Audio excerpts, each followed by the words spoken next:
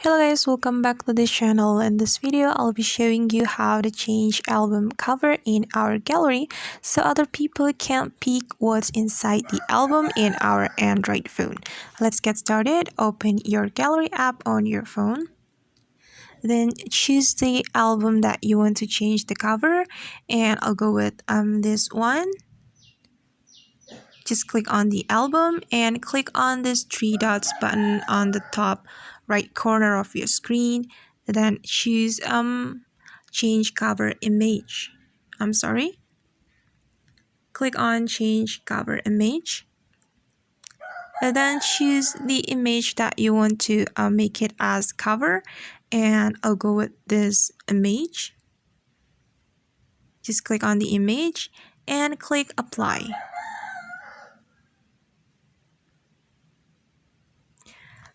Alright, and let's check it together. Okay guys, now the InShot, the cover of InShot album has been changed. And that's how we can change our album cover. I hope this video will help you. Thanks for watching and bye!